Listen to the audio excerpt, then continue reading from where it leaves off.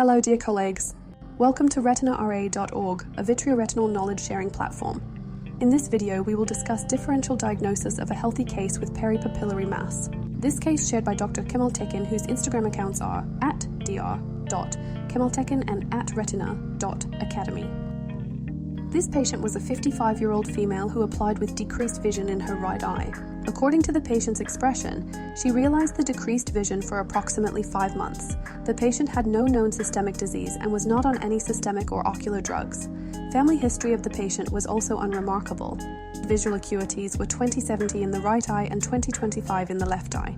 Intraocular pressures were within normal limits, and the anterior segment examination of both eyes was unremarkable except for mild nuclear sclerosis. Dilated fundus examinations of the right eye revealed a yellow-white raised peripapillary mass, about 3 disc areas in size, located in the temporal region of the optic disc, while the left eye was normal. A few retinal vessels could be observed on the lesion on the red-free image. The peripapillary lesion appeared hypoautofluorescent on autofluorescence imaging. Late-phase image of fundus fluorescein angiography of the right eye demonstrated staining of the peripapillary lesion without significant leakage, while the left eye had a normal angiographic appearance. Horizontal and vertical optical coherence tomography scans passing through the lesion showed a hyperreflective mass with backshadowing that elevated the peripapillary retina and caused intraretinal cysts extending to the fovea, whereas the left eye had a normal appearance. In addition to these ocular imaging modalities, cranial and orbital MRI and chest-computed tomography had been performed in another clinic for malignancy screening, and no abnormality was detected.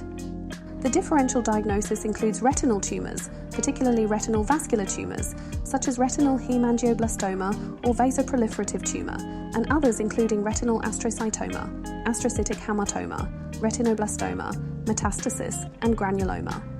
The multimodal imaging was helpful in this case, most suggestive of retinal hemangioblastoma, especially with a dilated retinal feeder vessel, optical coherence tomography evidence of exophytic mass in deep retina with macular edema, hypoautofluorescence, red-free evidence of exudative maculopathy, and early hyperfluorescence and staining.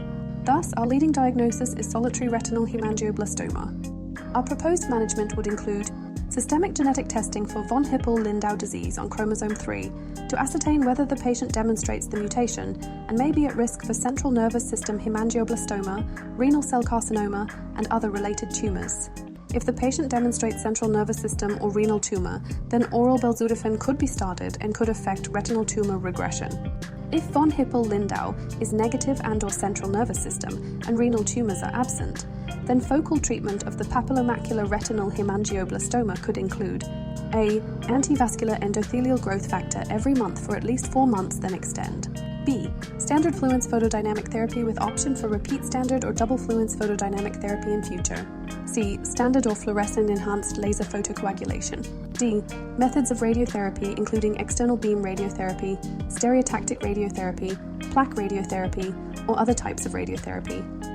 You can share your interesting and educational cases on our website, retinara.org. Don't forget to click the like button and follow our channel to be informed about our new posts.